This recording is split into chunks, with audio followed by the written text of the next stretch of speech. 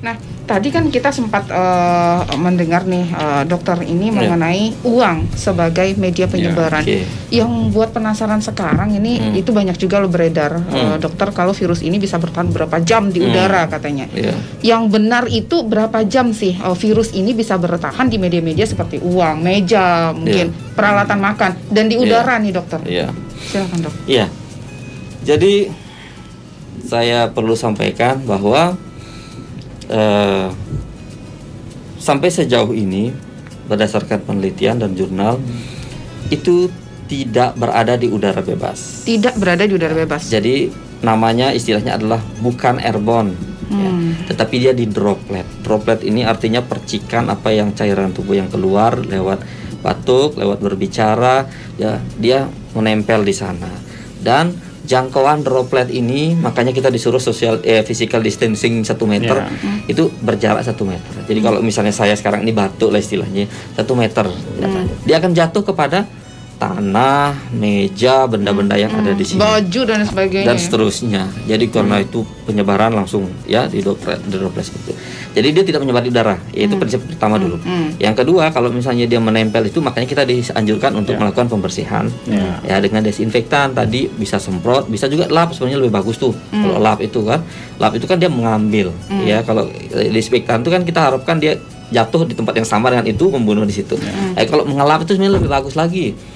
Lap artinya kita mengambil kan, kemudian dicuci, dimasukkan lagi. Jadi prinsipnya adalah seperti itu, ada dan tidak. Nah, mengenai waktu, nah ini yang banyak yang beredar, ada yang mengatakan berapa jam, ada yang mengatakan 3 hari, 5 hari dan seterusnya. Itu menurut saya perlu penelitian lebih lagi karena sebenarnya corona ini memang orang tahu kan dari awal, tapi yang khusus COVID ini kan mesti penelitian lebih intens lagi saat ini ya. Ada yang mengatakan di kertas sampai malah 5 hari, ada yang 3 hari dan seterusnya.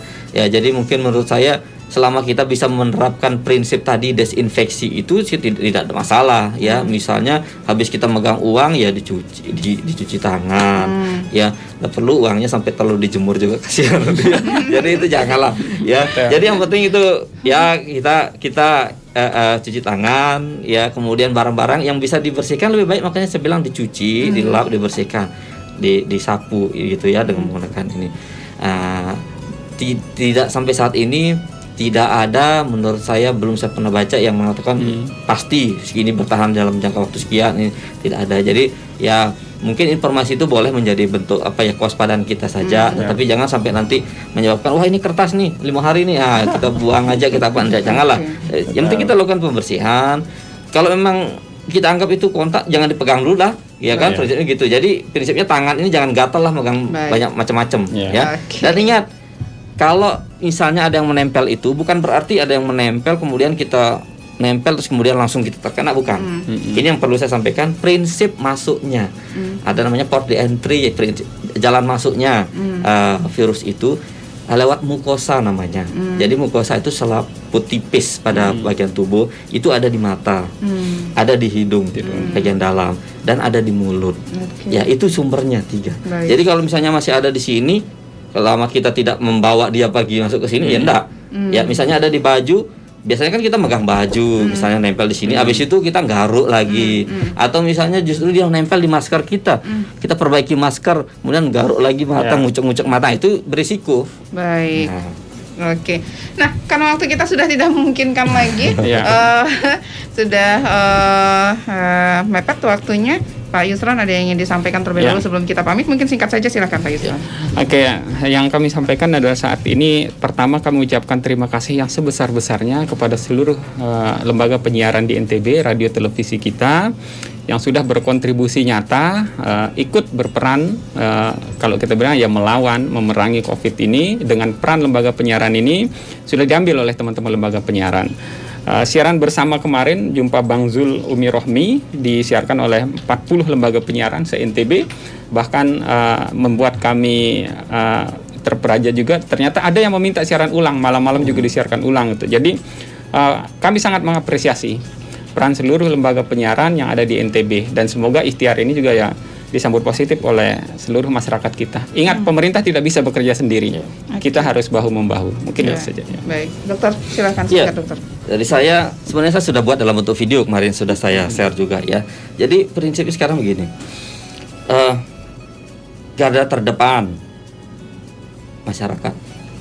Ya, jangan lagi mengharapkan tenaga medis. Tenaga medis itu terakhir untuk menangani kasus-kasus yang masuk sebenarnya.